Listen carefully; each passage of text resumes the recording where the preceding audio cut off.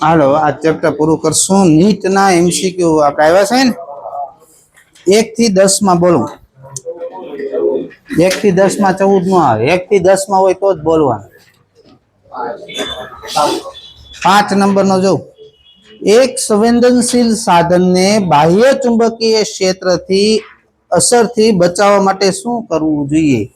લેબમાં ચુંબકીય જેમ કે હોકા યંત્ર છે તેની પર ચુંબકીય ક્ષેત્ર ન લાગે, બાહ્ય ચુંબકીય પ્રેક્ટિકલ તમે આવું જોયું હશે. સાંભળો બધા. હોનું લેવા જઈએ આપણે ખબર, ત્રાજવાને હવાની પેટીમાં રાખે. શું કામ રાખે? હવાનું એની ઉપર અસર થાય એટલે ને. એટલે ચુંબકીય સાધનને કંઈક અવલોકન લેતા હોય, ધારો કે ચુંબકીય સોય છે ને તેને પ્રેક્ટિકલ કરો તમે, તો પૃથ્વીનું ચુંબકીય ક્ષેત્ર એની ઉપર લાગશે તો અવલોકનમાં શું થાય? ડિફરન્સ આવશે. એટલે પૃથ્વીનું ચુંબકીય ક્ષેત્ર એની ઉપર અસર કરવું જોઈએ નહીં. તો શું કરવું પડે એમ પૂછ્યું છે.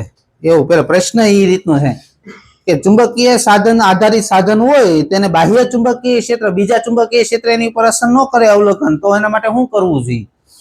એલ્યુમિનિયમના બોક્સમાં રાખવું જોઈએ, લોખંડના બોક્સમાં રાખવું જોઈએ. વિદ્યુત પ્રવાહ પસાર કરતી વખતે તેના પર અવાહક દ્રવ્યનું આવરણ ચડાવવું જોઈએ કે તેની આસપાસ કોપરની પ્લેટ રાખવી જોઈએ. જવાબ આવશે ને બી ઓપ્શન, લોખંડના બોક્સમાં રાખવું પડે. લોખંડ કયો પદાર્થ છે જો તો શું અવાહક છે? તમને યાદ હોય તો આપણે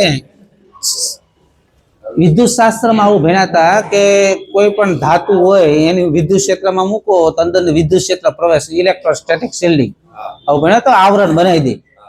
તો લોખંડ છે એ કયા પદાર્થમાં આવે છે જો તો ફેરોમેગ્નેટિક આવે છે ને, ફેરોમાં આવે છે ને. ફેરોની બાજુ અંદરની બાજુ જો ચુંબકીય ક્ષેત્ર શું થાય? બાહ્ય ચુંબકીય ક્ષેત્રમાં મૂકવામાં આવે, અંદરની બાજુ ચુંબકીય ક્ષેત્ર વધે. આમાં તો વધે આપ્યું છે. ડાય લેવો પડે ને. તો આ એલ્યુમિનિયમ કેમાં આવે છે જો તો ઈ આવે પેરામાં આવે, તો એમાં અંદર તો 0 નો જ થાય ને, અંદરની બાજુ તોય વધે જ ને. એલ્યુમિનિયમ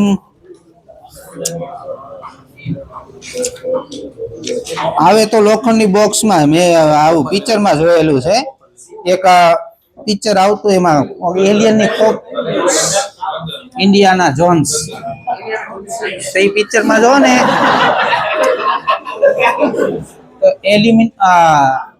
એલિયનની ખોપડી વાળું છે એ પિક્ચર.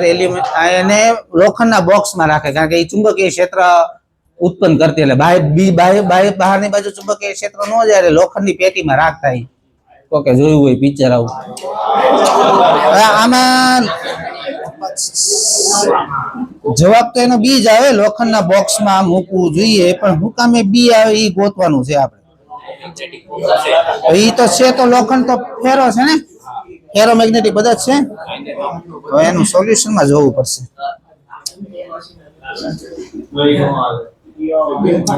ઉભા તો સોલ્યુશનમાં કઈ લખેલું છે જોઈ લેજો.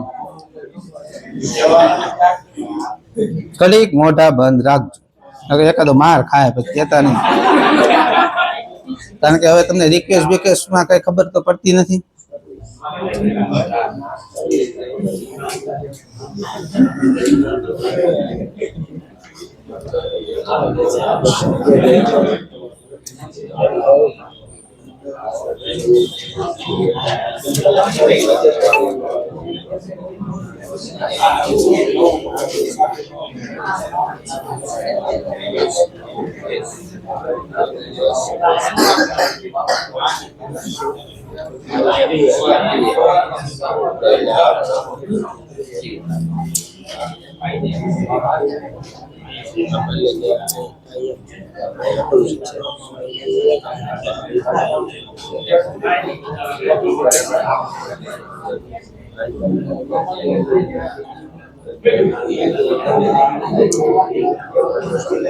આના સોલ્યુશનમાં આવું લખેલું છે, લોખંડ છે એ ફેરોમેગ્નેટિક પદાર્થ હોવાના કારણે અંદરની સાઈડ ચુંબકીય ક્ષેત્ર રેખા પાસ થતી નથી. જો લખ્યું, iron is the ferromagnetic substance, so there are no magnetic line of force inside it. So to protect the sensitivity equipment from external magnetic field, it should be placed inside iron can. હવે આ તો ફેરો છે, હાલો વાંધો નહીં, લોખંડ તો ફેરોમાં જ લખ્યું છે ને, એટલે એ તો પછી સોલ્યુશન તો રેડી લખ્યું, પછી ફેરો લખ્યું છે તો પણ ફેરોમાં હોય તો પેરામાં ન થવું જોઈએ. ફેરોમાં અંદરની સાઈડ તો ક્યાંથી ઉત્પન્ન થવાનું છે? પેરોમાં પાછું એલ્યુમિનિયમ આવે છે, તો એલ્યુમિનિયમ હુકમ નહીં રાખતા હોય, એવું પાછું કઈ લખ્યું નથી. ખબર હવે ગૂગલમાં જોઈએ આપણે, આમાં સોલ્યુશનમાં કઈ મેળ આવ્યો નહીં.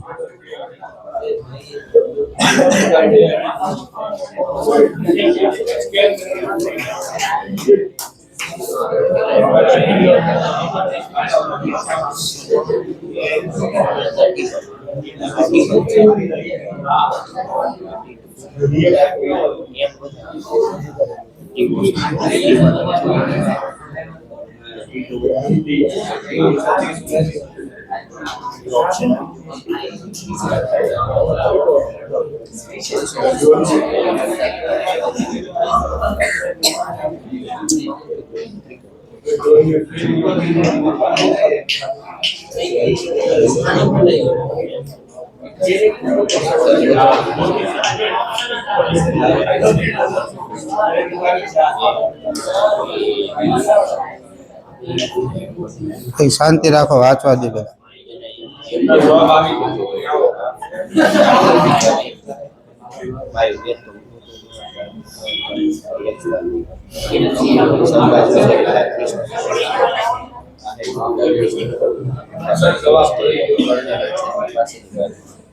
જવાબ તો મને ખબર છે, હુકમ આવે એ જોઉં છું.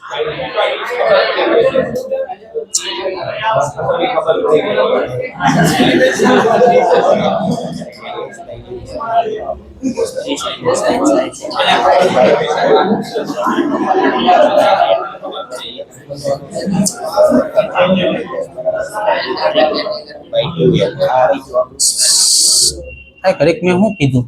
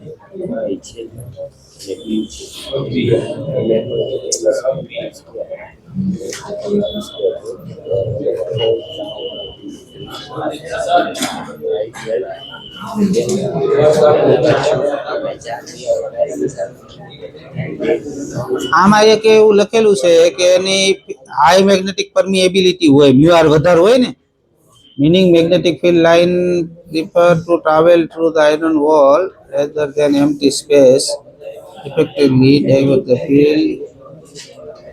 diverting the field away from the sensitive equipment, creating near zero magnetic field within box.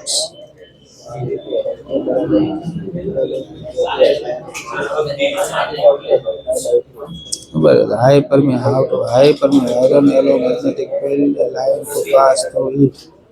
Don't allow magnetic field line to pass through it much more easily than through the air. Acting as well lasting magnetic field.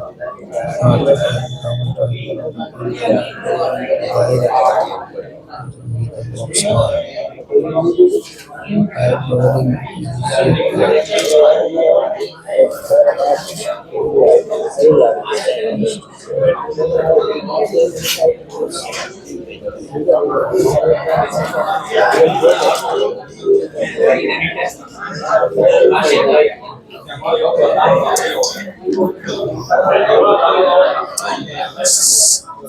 ધ્યાન રાખો, આમાં આવી રીતનું સમજાવેલું છે કે ધારો કે box અંદર આયરન બોક્સ ઉપર તમે અંદર કંપાસ મૂકો હોય,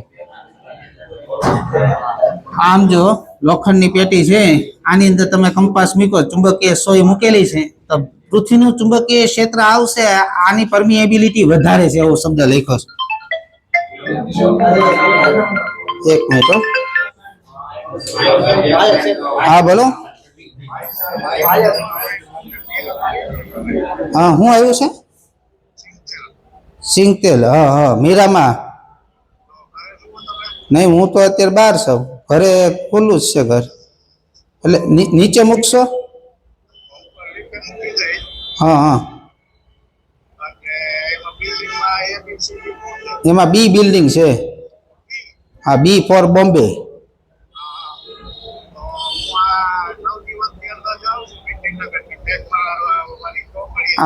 હા તમે મીરામાં પૂગો ને એટલે કહેજો, એટલે હું મોકલી નીચે લઈ જાય.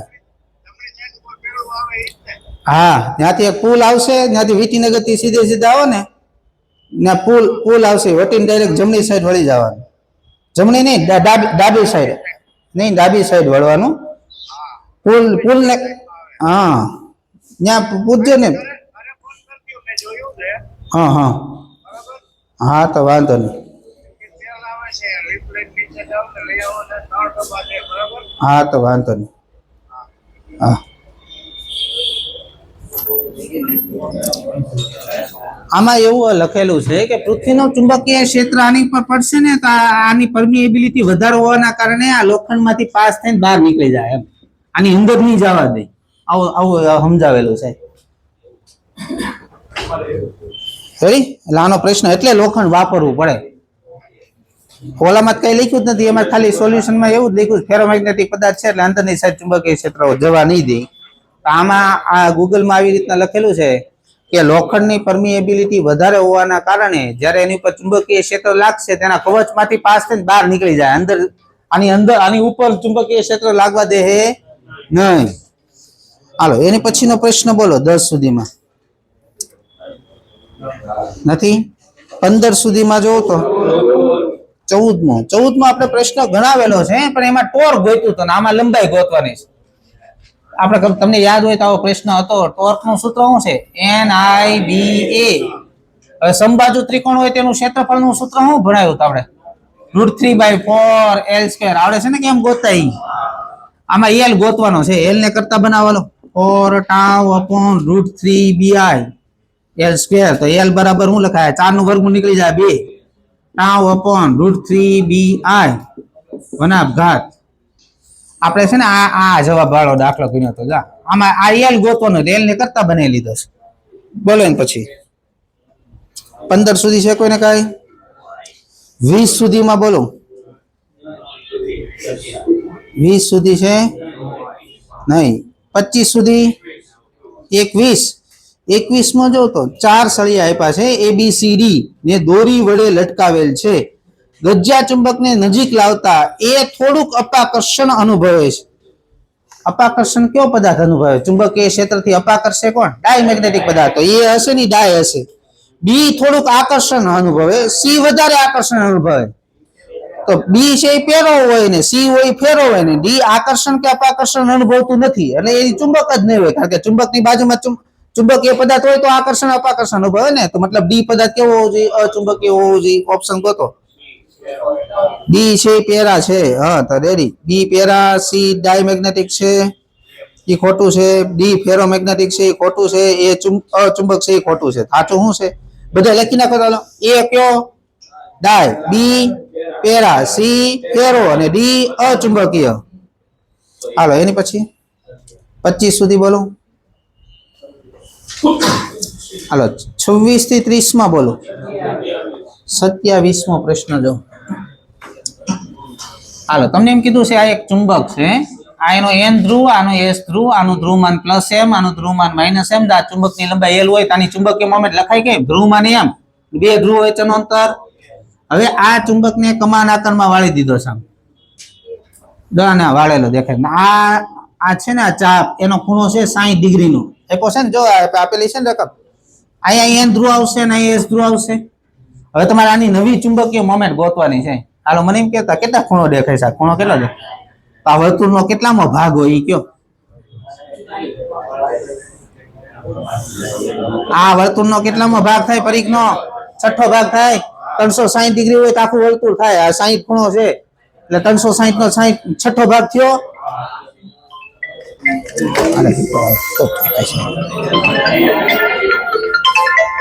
હેલો,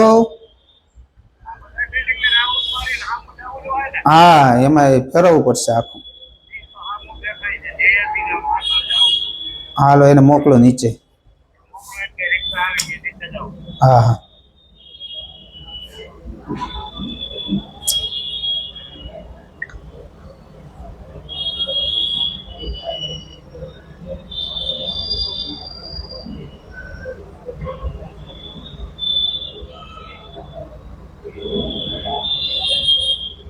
કોણ પડે સારું.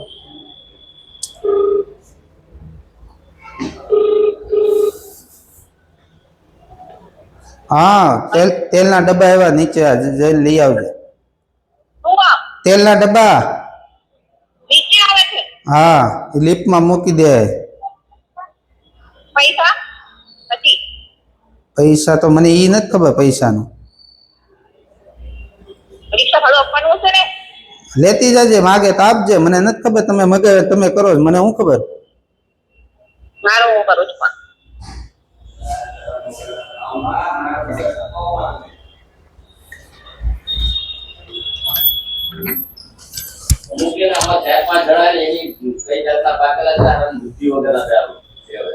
હા ક્લાસમાં હવે હું કરું નહીં. હાલો જો તમને આ 60 ડિગ્રીનો ખૂણો આપ્યો છે, મતલબ 360 નો છઠ્ઠો ભાગ થયો. આ પરિઘનો છઠ્ઠો ભાગ થાય ને, પરિઘ કેટલો થાય એનો છઠ્ઠો ભાગ થાય ને. આ l આમાંથી જ બનાવ્યો તો આ l લખાય ને, આમાંથી બનાવ્યો આવ્યો છે તો r બરાબર શું લખાય, 3l/π લખાય. હાલો હવે ધ્યાન રાખો, આ શું છે, વર્તુળની ત્રિજ્યા થાય ને, આ ચાપની ત્રિજ્યા થાય ને, બે. હવે આ 60 ડિગ્રીનો ખૂણો, અને હું અહીંયા જોઈન કરું તો આ બે હરખી ત્રિજ્યા છે બે, તો આ ખૂણા સરખા થાય. ત્રિકોણમાં બે બાજુ સરખી હોય તો સામે સામેના ખૂણા સરખા થાય. આ 60 ડિગ્રીનો ખૂણો, તો આ બે સરખા રાખો, કેટલા કેટલા રાખાય, 60 ના. તો આ શું બની ગયું, તો આ થાય ને તો સમબાજુ ત્રિકોણ થઈ ગયો. હવે તમે જોવો છો આની નવી ચુંબકીય મોમેન્ટ લખીએ કેમ લખાય, ધ્રુવમાન. ધ્રુવમાન m અને બે ધ્રુવો વચ્ચેનું અંતર એટલે કે r બરાબર શું આવ્યું આપણે એમાં, ત્યાં મૂકો 3l/π એટલે 3ml/π થયું. આ ml શું છે, જૂની ચુંબકીય મોમેન્ટ છે કે નહીં, એમ મૂકી દો. જવાબ શું આવશે, 3m/π. જવાબ આવશે નો 3m/π, બી જવાબ આવે. બોલો એને પછી 30 સુધી જો.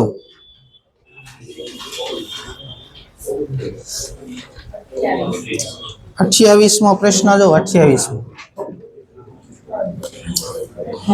દરેક ચુંબકની ડાયપોલ મોમેન્ટ m છે, તો કયા તંત્રની પરિણામી ડાયપોલ મોમેન્ટ મહત્તમ થાય. મહત્તમ ડાયપોલ મોમેન્ટ ગોતવાની છે. એટલે પહેલી આકૃતિ તમને ડાયપોલ મોમેન્ટ હોય કઈ બાજુ, s થી n બાજુ, એટલે s થી n આની m ને ઓલાની s થી n એટલે આની m. તો બોલો આની પરિણામી કેટલી થાય, √2m થાય. બે 90 ડિગ્રીના ખૂણે છે.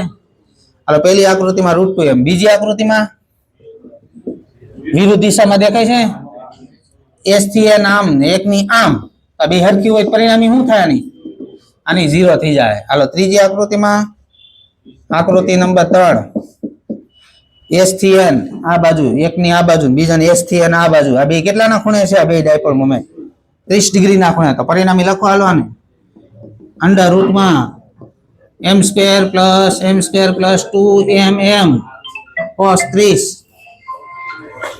અરે આ તેલના ડબ્બા ઓલા ઘરે મગાવ્યા છે ને. હા ફ્લેટ નંબર 1303 કોઠિયા. હા કોઠિયા પટેલ કે કોઠિયા લખ્યું, કોઠિયા રાકેશભાઈ લખ્યું છે. હા હા માંગવા પાળ હા નીચે આવે જ છે મેં કીધું છે આવી હા હા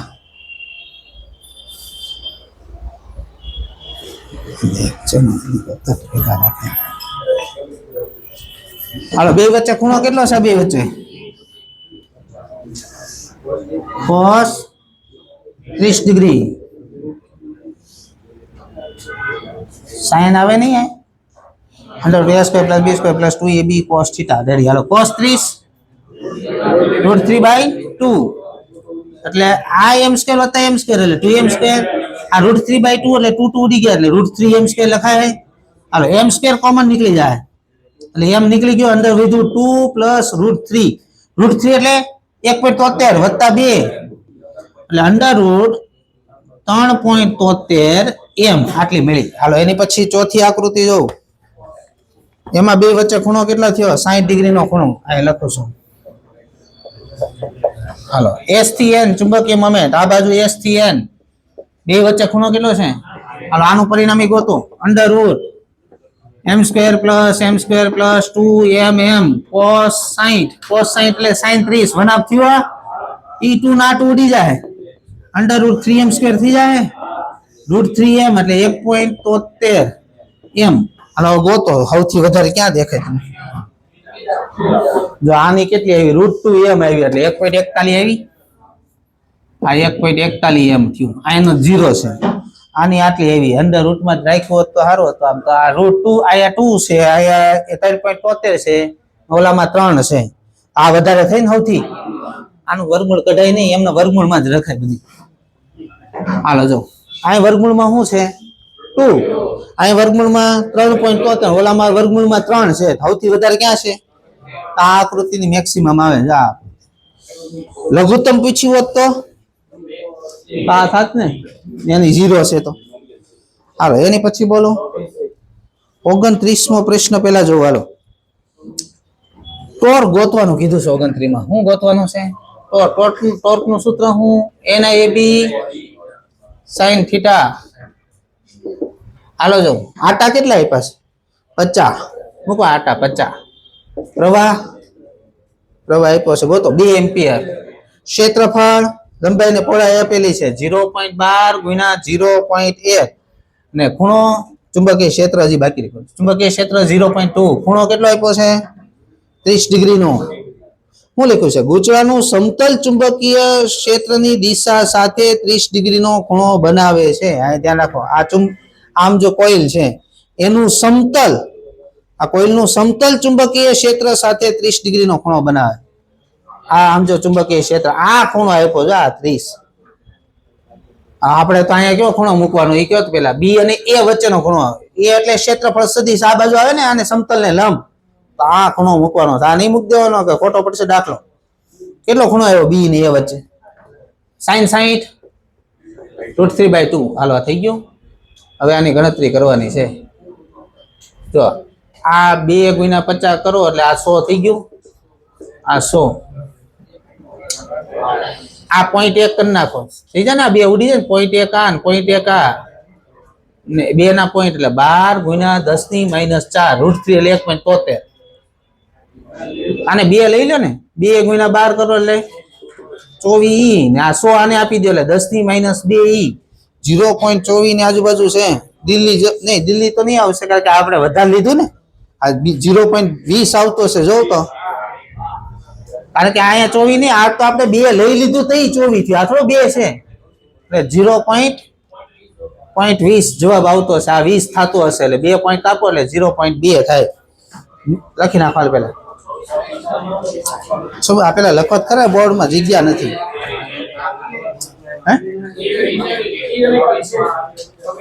હા પણ હું ગણાવું છું પેલા લખો તો ખરા એમ કહું હા ક્યાં જગ્યા છે મારે ક્યાં સમજાવો તમને એમાં સૂત્ર લગાવવાના છે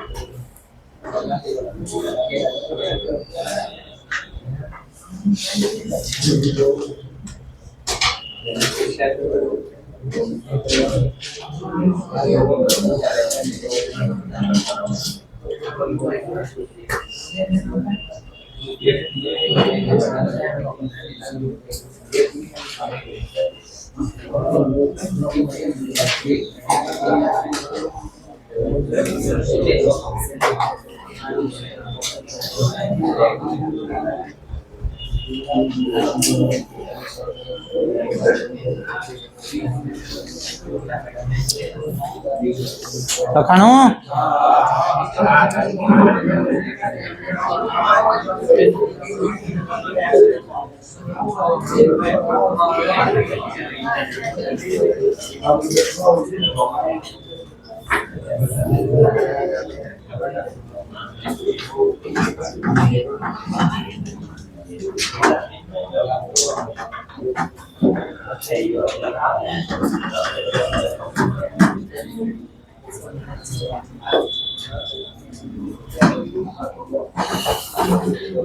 બોલો છો 26માં કહેતા હતા 26માં પ્રશ્ન જોવાનો ચુંબકીય ક્ષેત્રમાં પ્રવાહ ગૂંચળું ભ્રમણ કરે તો શું થાય હાલો અહીં ધ્યાન રાખો પેલા મને ટોર્ક નું સૂત્ર અને સ્થિતિ ઊર્જાના સૂત્ર બોલો ટોર્ક નું સૂત્ર શું છે mb sin થીટા અને સ્થિતિ ઊર્જાનું સૂત્ર શું છે માઈનસ mb cos થીટા હાલો અહીં ધ્યાન રાખો આ સ્થિતિ ઊર્જાનું સૂત્ર મને એમ કે તમે થીટા હું 0 મૂકું તો સ્થિતિ ઊર્જા કેટલી થાય cos 0 1 થાય કે થીટા 180 ડિગ્રી મૂકું તો સ્થિતિ ઊર્જા કેટલી થાય cos 180 -1 થાય એટલે પ્લસ mb થાય આ સ્થિતિ ઊર્જા કેવી આવી મિનિમમ ના કેવી આવી મિનિમમ સ્થિતિ ઊર્જાને કઈ અવસ્થા કહેવાય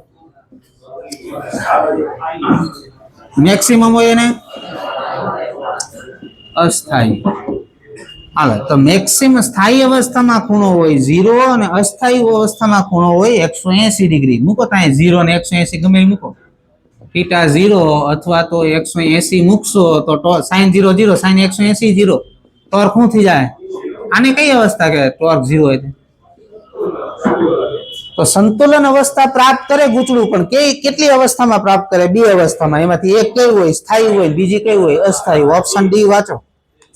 તે બે નમનમાં સંતુલનમાં હશે, જેમાંથી એક સ્થાયી અને બીજી અસ્થાયી હશે. બે માં આવ્યું ને સંતુલનમાં, બે અવસ્થામાં 0 અને 180 બે જગ્યાએ ટોર્ક 0 થઈ જાય એટલે બે સંતુલિત અવસ્થા આવી. એમાંથી એક કઈ છે? સ્થાયી અને બીજી અસ્થાયી.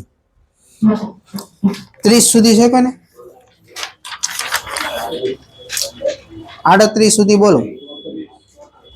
32 33 બધું નીકળી ગયું ભાઈ. 34મો પ્રશ્ન જો.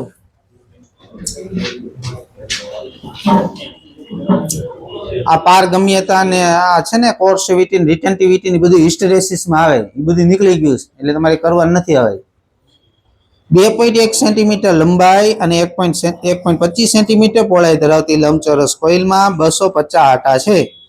તેને 0.85 ટેસ્લાના ચુંબકીય ક્ષેત્રમાં લંબ મૂકેલું છે. તેમાંથી 85 માઇક્રો એમ્પિયર પ્રવાહ પસાર કરેલ છે અને 180 ડિગ્રી ફેરવવા માટે કેટલું કાર્યનું સૂત્ર બોલો પેલા. MB cos θ1 minus cos θ2.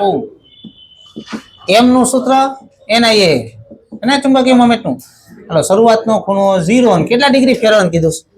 180 મૂકો. 180 cos 180 શું થાય?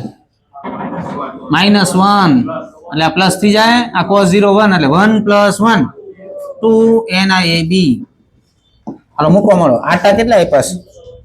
250 આટા છે. પ્રવાહ આપેલો છે 85 માઇક્રો એમ્પિયર. ક્ષેત્રફળ 2.1 સેન્ટીમીટર ને 1.25 અને 2 સેન્ટીમીટરમાં છે. 10 ની -4 બે નું મીટર સ્ક્વેર ફેરવવું પડશે ને. ચુંબકીય ક્ષેત્ર 0.85. હાલો આવું થયું.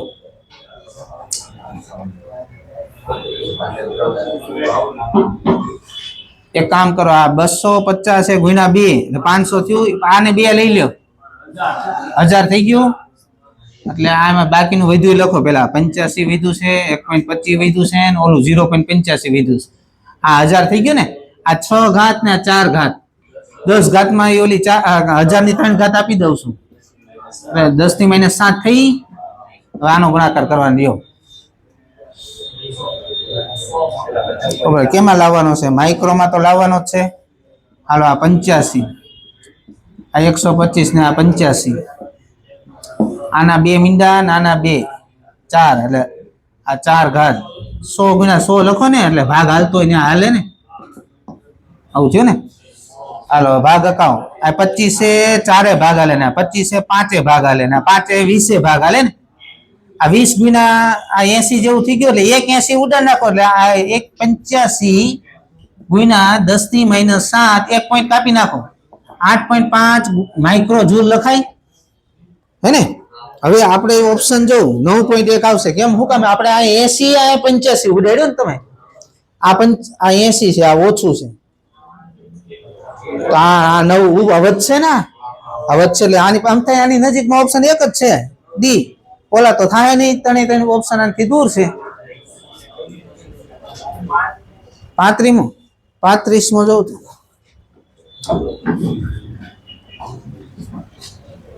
એક વિદ્યુત ચુંબકના ધ્રુવો વચ્ચે બે ધ્રુવો છે આમ N અને S વચ્ચે. આની અંદર ડાયમેગ્નેટિક પદાર્થ મૂક્યો છે. જો લખો, એક વિદ્યુત ચુંબકના ધ્રુવો વચ્ચે પાતળા ડાયમેગ્નેટિક સળિયાને ઊભો રાખવામાં આવે છે. આ રીતના આ મૂક્યો ડાયમેગ્નેટિક સળિયા. જ્યારે આ વિદ્યુત ચુંબકમાં પ્રવાહ ચાલુ કરવામાં આવે ત્યારે આ ડાયમેગ્નેટિક સળિયાને સમસ્થિતિ ચુંબકીય ક્ષેત્રમાં ઉપર તરફ ધકેલાય છે. આ છે ને ઉપરની બાજુ ભાગ્યો. કારણ કે આ કઈ બાજુ ભાગે? ડાયમેગ્નેટિક પદાર્થ કઈ બાજુ ભાગે? તીવ્રતા ઓછા તરફ ભાગે ને, એટલે આ ભાગ્યો ઉપર. તેથી આ સળિયાનું ગુરુત્વ સ્થિતિ ઉર્જા પ્રાપ્ત કરી. આ ઉપર જાય એટલે ઊંચાઈ વધી એટલે એની પાસે સ્થિતિ ઉર્જા પ્રાપ્ત કરી. એને આ માટે કરવું પડતું કાર્ય જરૂરી કાર્ય કઈ સ્થિતિમાંથી આવે? આ ઉપર ભાગ્યો તાની પાસે સ્થિતિ ઉર્જા આવી, તો એ સ્થિતિ ઉર્જા આવી ક્યાં ઉર્જાના પરિણામે આવી એમ પૂછ્યું. પ્રવાહ ઉદ્ગમમાંથી, ચુંબકીય ક્ષેત્રમાંથી, આ ચુંબકીય ક્ષેત્ર એની પર લાગ્યું એનાથી, બદલાતા ચુંબકીય ક્ષેત્રના લીધે આની અંદર ચુંબકીય પ્રેરણ ઉત્પન્ન થાય એમાંથી, કે આ સળિયાના લેટિસ બંધારણમાંથી, આના દ્રવ્યો ઉપર.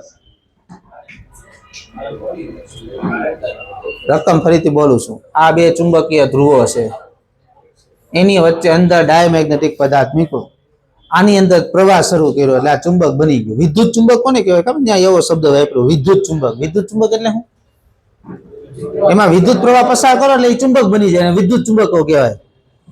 પછી આમાં પ્રવાહ પસાર કર્યો એટલે આનું ચુંબકીય ક્ષેત્ર ઉત્પન્ન થયું ને, પછી આની ઉપર ચુંબકીય ક્ષેત્ર લાગ્યું ઉપર. તો આમાં આટલા કારણો આપ્યા છે. આમાં પ્રવાહ પસાર કર્યો એટલે ઉપર ગયો, આ બેના ચુંબકીય ક્ષેત્રના કારણે ઉપર ગયો. પછી આની ઉપર ચુંબકીય ક્ષેત્ર લાગ્યું એના કારણે અંદર જે ધ્રુવ ઉત્પન્ન થાય એના ચુંબકીય પ્રેરણ ઉત્પન્ન થાય એના કારણે ઉપર ગયો, ને આના દ્રવ્યોના ડાયમેગ્નેટિક પદાર્થ છે એટલે ઉપર ગયો. આવા 4 ઓપ્શન છે. આ ઉપર ગયો તેને પ્રાપ્ત કરેલી સ્થિતિ ઉર્જા કેમાંથી આવી? મૂળ કારણ શું હતું? પ્રવાહમાંથી. પ્રવાહ લાગે પછી લાઈનસર બધું થાય.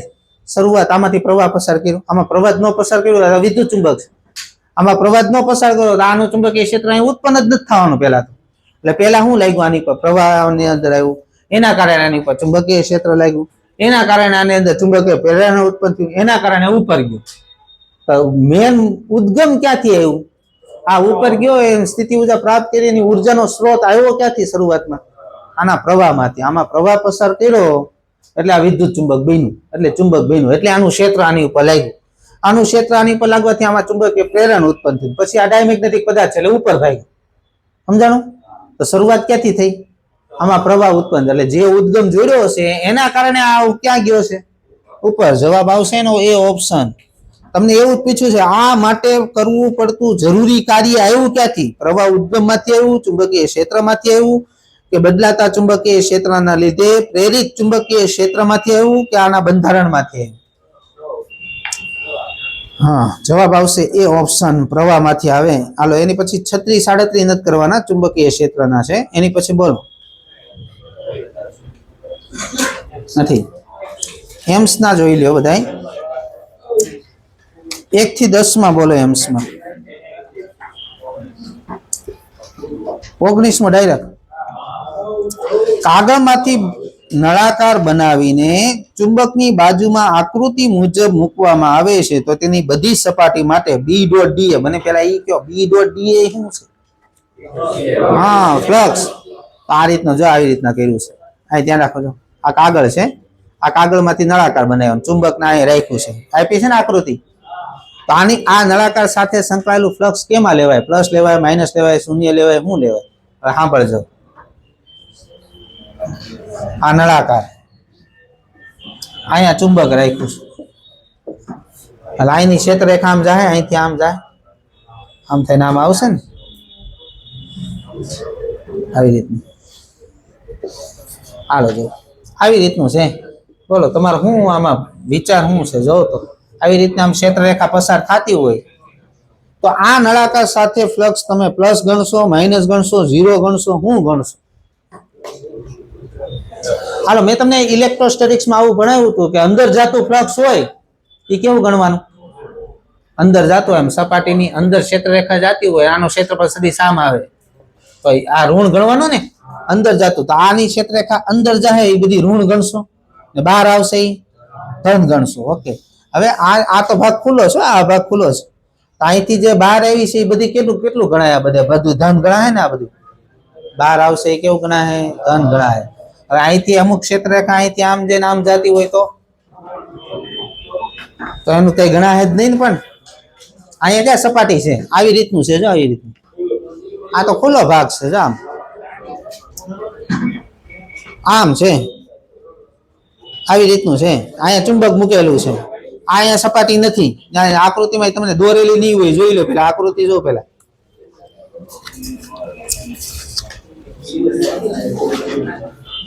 ઘાટો ભાગ તો હારો ન્યાય દોરેલો એવું લાગે. આમાં લખું છું, કાગળમાંથી નળાકાર બનાવીને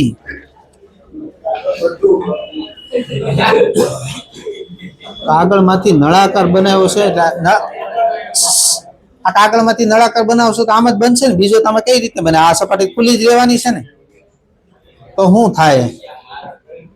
આ સપાટીની અંદર જાય છે પણ આ સપાટી તો છે જ નહીં, એટલે આનું ફ્લક્સ તો કઈ ગણવાનું આવે નહીં. અહીંથી શું નીકળે છે? બહાર નીકળે છે. એટલે આ બધા ધન ફ્લક્સ ગણશો, આ બધા બહાર નીકળે એટલે ધન ગણવું પડે ને, આનું ફ્લક્સ પોઝિટિવ ગણશું તો ફ્લક્સ પ્લસ આવવું જોઈએ ને, તો આનું તો ગણવાનું નથી. ધન આપેલું છે, શું આપેલું જો તો જવાબ ઋણ છે. 19 માં બી આપ્યો ઋણ છે.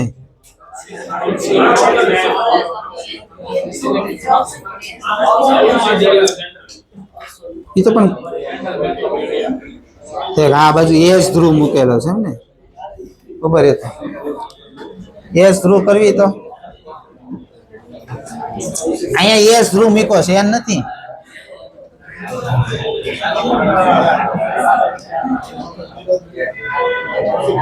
હાલો આ રીતનો કરો તો ઓલામાં ધન આવે છે, કારણ કે અંદર જાતું ફ્લક્સ છે એ આપણે ઋણ ગણવાનું છે. અંદર જાતું ફ્લક્સ ઋણ આવે ને બહાર આવતું ફ્લક્સ હોય પ્લસ ગણવાનું આવે.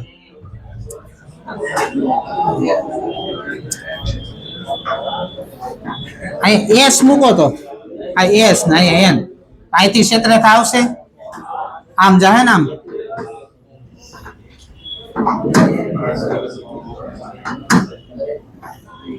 આ રીતના આવતી હશે ને. હાલો હવે શું થાય જો તો અહીંયા કઈ બાજુ ગયું ક્ષેત્રરેખા? ગઈ કઈ બાજુ ગઈ? અંદર ગઈ ને. અંદર જાય તો આનું ફ્લક્સ કેવું ગણાય? ઋણ. હવે જો ઈ ક્ષેત્રરેખા અહીંથી બહાર નીકળે, સાંભળજો બરોબર, અહીંથી બહાર નીકળે, અહીંયા સપાટી છે જ નહીં, અહીં સપાટી એનું ફ્લક્સ તો ગણવાનું આવે નહીં. તો આ ક્ષેત્રરેખા અંદર જાય, અહીંથી બહાર નીકળે તો આનું ફ્લક્સ કેવું થાય? ઋણ. તો આનું ફ્લક્સ તો આવશે જ નહીં, એમાં ક્યાં સપાટી જ છે. સપાટી હોત તો તમે ફ્લક્સ ગણત, અહીંયા સપાટી હોત તો બહાર આવે છે તેનું કેવું ગણવું પડે? તમારે ધન ગણવું પડે. અહીંયા અંદર જાય છે એનું કેવું ગણવું પડે? ઋણ ગણવું. તો પરિણામી ફ્લક્સ રહે કેવું? માઇનસ. મેં અહીંયા ભૂલમાંથી એન ધ્રુવ લખી નાખ્યો એટલે પ્લસ આવતું હતું. આમાં ખાસ અહીંયા ઈ લખજો, અહીંયા સપાટી નથી. અહીંયા સપાટી ન હોય તો એનું ફ્લક્સ તો ગણાય જ નહીં. ક્ષેત્રફળ 0, ફ્લક્સ 0. 21મો પ્રશ્ન જોવો તો હાલો 21મો પ્રશ્ન જો. ત્રિજ્યા આપી 0.5 સેન્ટીમીટર, પ્રવાહ આપેલો છે 1.5 એમ્પિયર, આટા આપ્યા 250, સાપેક્ષ પરમિએબિલિટી આપી 700 ધરાવતા ટોરોઇડની અક્ષ પર ચુંબકીય ક્ષેત્ર કેટલું હશે? આપણે ખબર ભણાવ્યું છે ટોરોઇડની અંદર ચુંબકીય ક્ષેત્રનું સૂત્ર શું છે? પેલા એ બોલો. મુન્ની μ0nr. n બરાબર એકમ લંબાઈ દીઠ આટા કેમ લખાય? આમાં તમારે સાંભળજો, આમાં તમને છે ને સાપેક્ષ પરમિએબિલિટી આપી છે. આ ક્યારે વપરાય ખબર છે? સાંભળજો બરોબર. આ ટોરોઇડમાં આટાઓ વચ્ચે શૂન્ય અવકાશ હોય ને તો વપરાય. હવે ટોરોઇડમાં અંદર માધ્યમ હોય શું કરવાનું? આપણે કેમ આપણે કુલમના નિયમમાં આવી રીતના લખાવી છે 1/4πε0 q1 q2 r². પર ક્યારે બે વીજભાર વચ્ચે શૂન્ય અવકાશ હોય ત્યારે ને શૂન્ય અવકાશની પરમિટિવિટી આવે. બે વીજભાર વચ્ચે માધ્યમ હોય તમે શું કરો છો? એ માધ્યમની પરમિટિવિટી મૂકો છો ને તો આમાં એ થાય, આ માધ્યમની તમારે ત્યાં પરમિટિવિટી પેલા મૂકવી પડે. આ શૂન્ય અવકાશ નથી ટોરોઇડમાં. હવે આની જગ્યાએ μr બરાબર હું સૂત્ર ભણાવ્યું મિત્ર, μ/μ0. તો μ બરાબર શું લખાય? μ0 μr મૂકો અહીંયા પેલા μ0 μr. આ શું છે? એકમ લંબાઈ દીઠ આટા. ટોરોઇડમાં એકમ લંબાઈ દીઠ આટા કેમ લખાય? n/2πr. હાલો હવે કિંમત મૂકો બધી. μ0 ની કિંમત 4π × 10⁻⁷. સાપેક્ષ પરમિએબિલિટી કેટલી આપી છે? 700. આટાની સંખ્યા 250. પ્રવાહ 1.5/2π. ત્રિજ્યા 0.5 સેન્ટીમીટર. હાલો હવે ઉડાડવા મળો. અહીંયા ત્રણે ભાગ હલી જાય પેલા. આ 3 આ પાઈ ઉડાડ નાખો. અહીંયા 2 ભાગ અકાઈ દો. હાલો આ 2 ગુણ્યા 250 કરવું એટલે 1000 થઈ ગયું. બરાબર 500 થયું. 500 ને બીજું કઈ થાય છે? 500 ગુણ્યા 3 કરી નાખો ને આરો એટલે 1500 ગુણ્યા 700 ગુણ્યા 10 થી -7 આ બે ઘાત છે ને ઉપર જવા દો -5 વિધિ હાલો 1 2 3 4 મીંડાને આપી દો 10 થી -1 થી 15 સત્તા 105 આનો 1 પોઈન્ટ વધ્યો ને હજી 10.5 ટેસ્લા બી જવાબ આવશે 21 માં હાલ લખી ના